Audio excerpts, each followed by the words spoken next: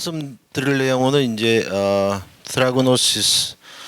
스라고노시스라고 저희들이 썼는데 모든 사람들이 다 세라노스틱스라고 그래서 할 수 없이 세라노스틱스라고 요새 이제 쓰고 있습니다. 저희들이 NIH에서 세라노스틱스라고 2009년 하기 전에 김인산 선생님하고 이야기를 해서 저희들이 쓴 게 2004년부터 세라고노시스라고 이제 쓰고 있었는데 대세가 그렇게 따라가서 이제 할 수 없이 이렇게 됩니다. 전체적으로 이미징을 하고 그게 이제 세라고노시스에 어떻게 연계가 되고 그리고 앞으로 퍼스널라이즈 메디슨에 어떻게 전공이 될 것이냐 이런 것을 말씀을 드리는데요.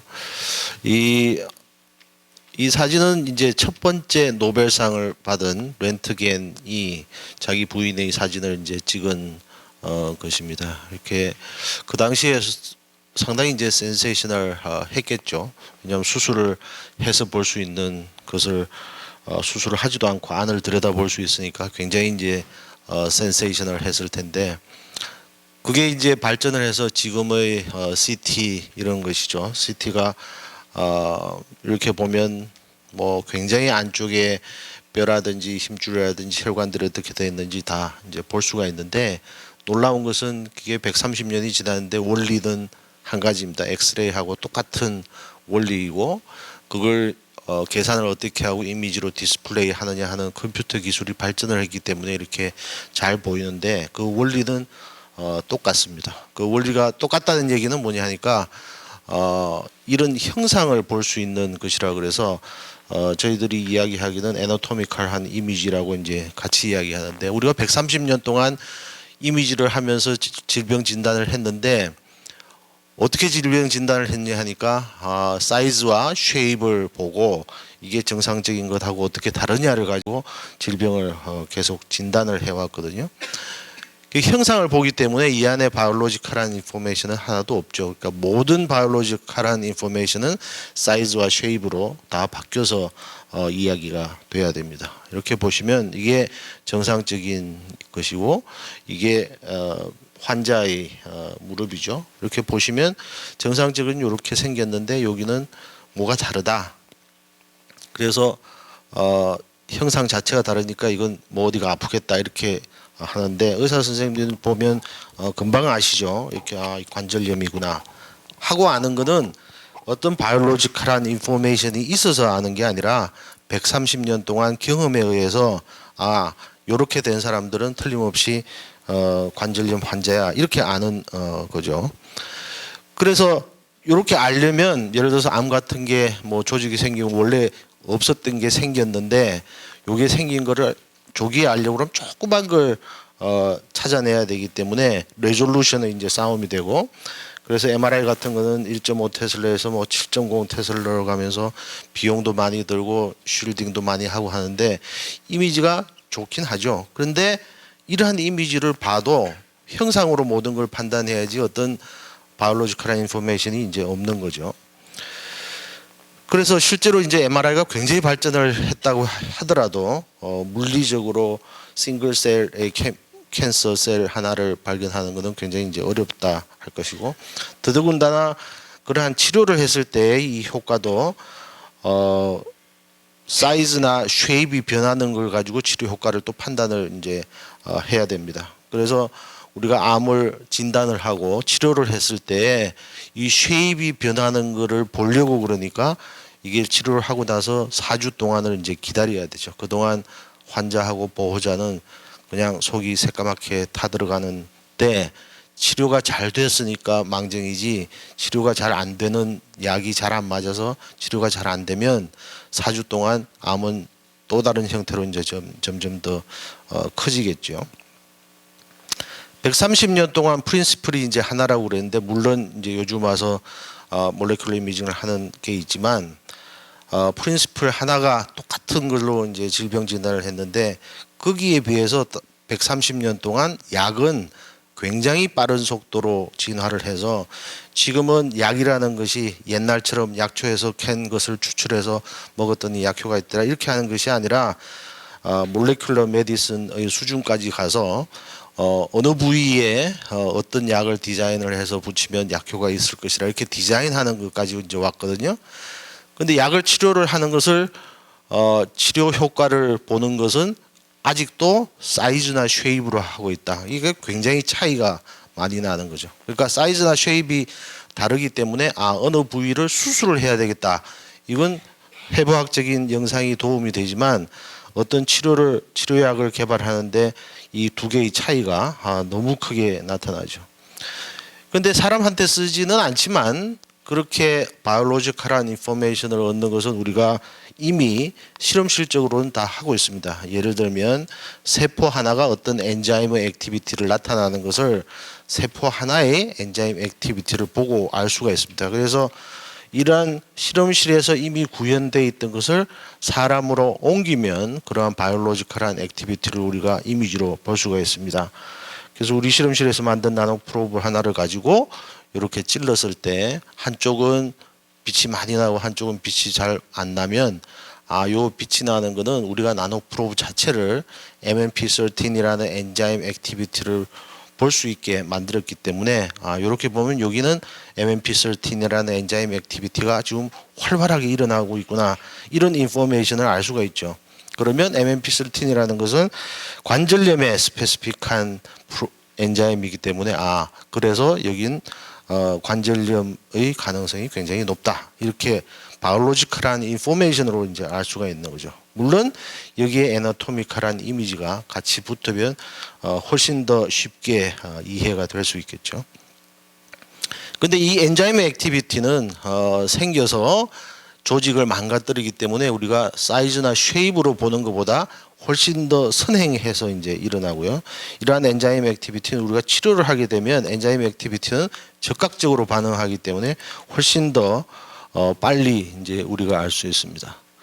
그래서 분자 영상이라는 것은 이러한 바이올로지컬한 액티비티를 우리가 엑스레이나 MRI 찍듯이 그런 기계를 이용해서 사람을 살아놓은 상태에서 보는 것을 이제 몰레큘러 이미징이라고 그러고요. 이러한 일을 처음 한 사람들은 이제 MGH의 바이슬레더 그룹이 이제 먼저 했는데, 이러한 사진을 보고 우리들이 우리가 훨씬 더 잘할 수 있겠다. 왜냐하면 우리가 드럭 딜리버리 같은 거를 해서 암 조직으로 나노 파티클을 잘 보내는 것에 대한 지식이 굉장히 많기 때문에 암 쪽으로 많이 보내면 당연히 센시티비티를 훨씬 높일 수 있겠다, 이런 출발에서 이제 했고요. 그러한 암 조직에 많이 어큐뮬레이션 되는 것은 나노 파티클이 한 300에서 700 나노미터 정도 크기가 되면 암 조직에 잘 간다 하는 게 알려져 있고, 우리 실험실에서 이제 처음 이미지 박스를, 코닥 이미지 박스를 사서 우리가 쓰고 있던 나노 파티클을 레이블링해서 이제 봤더니 실제로 암 조직에 잘 가고, 두 번째 찌르면 더 많이 가고, 더 많이 찌르면 많이 찌를수록 더 많이 간다. 이렇게 많이 감으로 여기서 엔자임의 액티비티를 보면 우리가 쉽게 센시티비티를 높일 수 있을 것이다. 그래서 나노 파티클을 가지고 디자인을 해봤더니 MGH에서 했던 이미지보다 훨씬 더 깨끗하죠. 그래서 바깥쪽에 떠돌아다니는 이 나노 파티클은 엔자임에 만나기 전에는 빛을 내지 않고 있다가 요 암 조직에 가서 엔자임을 만나면 빛이 나도록 이렇게 만들 수가 있고, 이렇게 만드는 것이 예를 들어서 우리가 MRI를 가지고 하는 것보다 훨씬 더 빠른 속도로 알 수가 있습니다. 그래서 이제 예를 들어서 어떤 엔자임 액티비티를 봐서 동맥경화가 생긴 환자들한테 엔자임 액티비티를 이렇게 볼 수 있다 하는 실험을 했는데, 우리가 굉장히 디테일하게 엔지오그래피를 해서 어디가 막혔다 하는 것을 알 수는 있지만 이 막힌 혈관이 지금 터질 것이냐 안 터질 것이냐 하는 것은 알 수가 없죠. 근데 그러한 액티비티를 우리가 엔자임 액티비티로 이제 알 수가 있고요. 이게 아직까지는 이제 상용화가 되지는 않았지만 예를 들어서 지금 네덜란드 그룹하고 퍼듀 팀이 하고 있는 이러한 수술을 하는 중에 볼 수 있는 것들은 2017년 아니면 이제 2018년 정도에 이제 나오게 돼서 보통은 수술을 이제 이렇게 하죠. 이렇게 보고 의사 선생님들이 판단에 의해서 이렇게 암을 제거를 하는데 어떤 스페시픽한 프로브를 가지고 이제 하면 이렇게 반짝이던 것들이 다 암이기 때문에 그냥 떼내기만 하면 수술이 이제 끝나는 시대가 이제 오게 됩니다. 이렇게 이용할 수도 있는데 제가 어떤 강의를 갔더니 그 지노믹스를 하는 대가 한 분이 와서 쫙 설명을 다 하고 난 다음에 이것이 몰레큘러 이미징하고 연결이 되어야지 굉장히 유용성이 많을 것이다 이렇게 발표를 했는데 그때보다도 지금은 이제 한 지놈 시퀀싱 하는 게 $1,000로 내려오긴 했죠. 그래서 우리가 이 앞으로 굉장히 빠른 속도로 우리가 알 수 있는 유전적인 정보는 이제 늘어날 텐데 그 늘어나는 유전적인 정보를 어떻게 사용할 것이냐. 예를 들어서 엔젤리나 졸리처럼 나는 유방암 걸릴 확률이 굉장히 많으니까 멀쩡한 유방을 난 먼저 절제할래 뭐 이렇게 하기도 하고 또는 약이 어떤 사람은 듣고 어떤 사람은 듣지 않는 것을 유전적인 정보로 판단을 할 수도 있는 이런 식으로 이제 쓰고는 있습니다. 그래서 그 중에 대표적인 것이 예를 들어서 헐셉틴 같은 것인데 헐셉틴의 유전적인 정보를 모르는 상태에서는 유방암에 들을 확률이 10%밖에 되지 않는데 유전적인 정보를 알게 되면 이게 50%의 확률로 높아집니다. 그래서 원래 10%가 되면 약이 되지 않는데 약으로 허가가 나지 않겠죠. 그런데 50%가 됐기 때문에 이제 약으로 허가가 나긴 했는데 상당히 이상한 것은 유전적인 정보를 가지고 이 유전자를 많이 발현한 환자들만 대상으로 뽑아서 치료를 했는데도 50%밖에 안 되는 거죠. 의사 선생님한테 물어보니까 10%에서 50%가 됐으니까 굉장히 확률이 높아지는 건다 그러는데 제가 보기에는 50%면 저도 맞추죠. 유전자 검사 안 하고 이렇게 찝으면 50%가 이제 확률이 나오기 때문에 이건 말도 안 되는 검사를 하면서 200만 원씩 받는다 말이죠. 근데 실제로 유전자를 검사할 이 사람은 많이 나와야 되는데 왜 안 나오느냐 하면 우리가 약효를 나타내는 것은 이 전체적인 유전적인 타고난 유전적인 정보와 그때 진이 어떻게 익스프레션 되느냐 하는 것들을 다 합쳐서 우리가 약효를 나타나게 되는데 요 정보 하나만으로는 이제 불가능하죠. 예를 들어서 임태훈 부원장님은 타고나기를 술을 잘 드시기 때문에 이렇게 술을 드시면 뭐 아무런 간에 기별이 안 가시죠. 그런데 하성도 박사님은 타고나기를 술을 잘 못 마시게 타고 나셨는데 똑같이 술을 드시면 반응이 부원장님하고 이제 똑같단 말이죠. 그러니까 두 분을 소주를 한 병을 드리면 반응이 별로 없고 한 5병쯤 드려야 두 분이 반응이 똑같이 일어나는데 유전적인 정보만 가지고는 두 분이 확연하게 차이가 나는 거죠. 왜 그러냐면 그동안 하성도 본부장님은 굉장히 열심히 노력을 하셔서 이쪽 프로파일을 확 올린 다음에 이 반응하는 게 이제 같아지도록 이제 되신 거죠. 마찬가지로 약이라는 것도 그렇게 술을 이렇게 먹여보듯이 이렇게 했으면 좋겠는데 그 약을 이제 먹여본 다음에 이 약이 실제로 우리가 원하는 질병에 잘 가느냐 하는 것을 이미징을 해야 된다. 이제 그런 말씀을 드리고자 합니다. 그래서 유전적인 정보뿐만 아니라 그런 세라피틱 프로파일을 보기 위해서는 몰레큘러 이미징이 들어와야 되는 거죠. 예를 들어서 경북대에 있는 박재용 선생님이 자기가 보는 폐암 환자들 중에 이 치료를 해도 잘 안 낫는 사람들이 있는데 이 사람들이 왜 잘 안 낫느냐 이렇게 다 조사를 해봤더니 이 캐스페이즈의 뮤테이션이 와서 그래서 항암 치료를 해도 잘 안 듣는다 하는 것을 이제 알았죠. 근데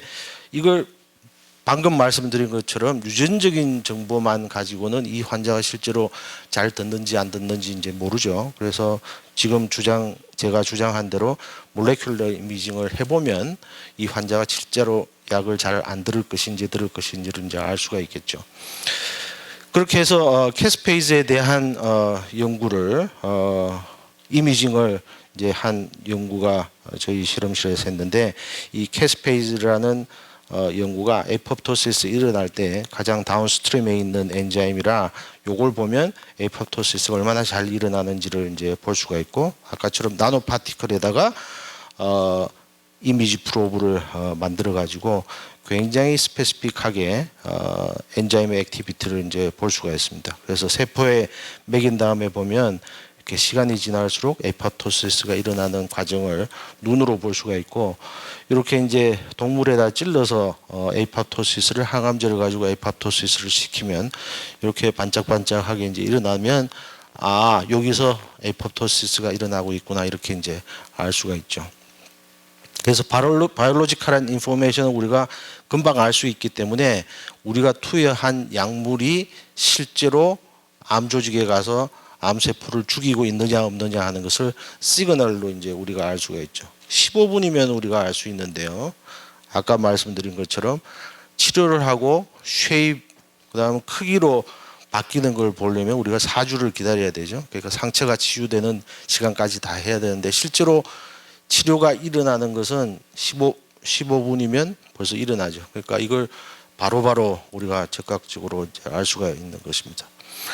그래서 이 환자들이 잘 들을 것인지 안 들을 것인지를 우리가 항암제를 쳐보고 에포프토시스가 얼마나 잘 일어나는지를 보면 환자를 고를 수가 있는데, 그렇게 환자를 고르고 나면 진짜로 이게 큰 난리입니다. 그러면 내가 그 환자를 정확하게 알았다. 이 환자는 항암제 처리를 아무리 해도 안 듣는 환자다. 그걸 알면 어떻게 하죠? 그래서 박재용 선생님한테 이제 여쭤봤거든요. 자, 그런 환자를 당신이 진짜 찾았다. 당신이 무슨 항암제를 써도 안 듣는 환자를 찾으면 어떻게 할 것이냐 그랬더니, 환자를 잘 지켜봐야죠, 그러시더라고요. 그래서 그렇게 하면 너무 가혹하다. 그래서 그런 환자들을 치료를 하는 방법을 같이 동시에 개발을 해야 되겠다. 그런 이야기를 하던 중에 그 아산병원에 있는 김상윤 선생님이 요렇게 하면 되겠다. 그래서 이제 약물을 이렇게 디자인을 하고 에포프토시스를 일으킬 수 있는 아주 약한 레디에이션을 쬐고, 레디에이션은 아주 타겟해서 스페시픽하게 이제 쬐 수가 있습니다. 쬐서 에포프토시스가 일어나면 캐스페이즈 엔자임이 액티베이션이 되면서 요 프로드럭에 있는 독소루비신이 딱 떨어져 나가서 항암제의 역할을 합니다. 그러니까 에포프토시스가 일어나지 않으면 이 약이 아무 효과가 없다가, 에포프토시스가 일어나기 시작하면 그때부터 이놈이 갑자기 항암제로 돌변을 해서 항암 효과를 이제 나타나게 되는 거죠. 그럼 항암제가 가서 이제 암세포를 죽이기 시작하면 또 엔자임이 더 많이 나오겠죠. 그럼 그 나온 엔자임이 또 더 많은 독소루비신을 생산을 하게 돼서 이게 루프를 계속 돌면서 항암제의 반응이 점점점 많아지고, 캐스페이즈 엔자임이 양이 점점점 더 많아지죠. 그래서 아까 말씀드린 것처럼 폐암 환자인데 캐스페이즈의 엔자임 액티비티가 선천적으로 낮아서 항암제에 잘 반응하지 못하는 사람들은 이렇게 루프를 돌리면서 엔자임의 액티비티를 점점점 더 높게 해서 치료를 할 수 있게 만들어주는 시스템을 한 거죠. 그래서 이미지로 봐가면서 실제로 이 항암제가 나와서 에포프토시스를 일으키느냐 이렇게 볼 수도 있는 상태가 되고, 그렇게 했더니 효과가 아주 드라마틱하게 좋더라.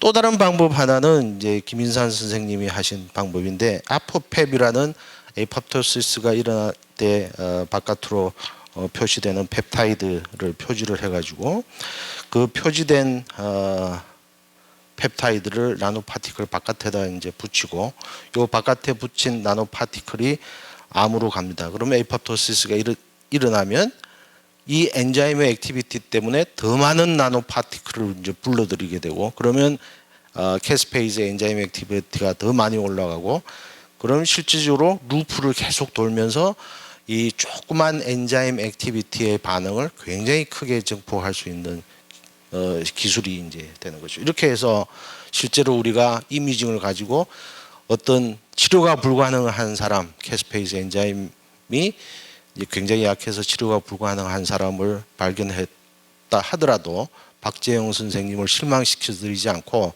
거기에 맞는 치료제를 개발을 할 수 있다 하는 거죠. 그래서 세라그노시스라는 것이 우리가 어떤 지노믹한 인포메이션을 알면 아까처럼 캐스페이즈에 뮤테이션이 있다는 걸 알면 그놈을 우리가 몰레큘러 이미징으로 이미징을 하고 그 다음에 그렇게 해서 그 뮤테이션이 된 환자의 찾아내고 거기에서 우리가 세라피를 새로 디자인을 해서 그 치료 효과를 다시 몰레큘러 이미징으로 보는 이 루프를 돌아가는 것을 우리가 세라그노시스라고 이제 그럽니다. 이렇게 좋은 용어를 정의를 했는데 NIH는 왜 엉뚱한 단어를 써서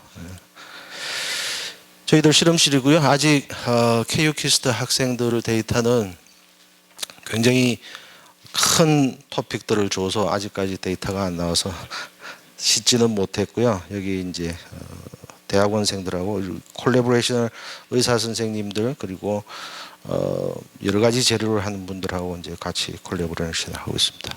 예, 경청해 주셔서 감사합니다.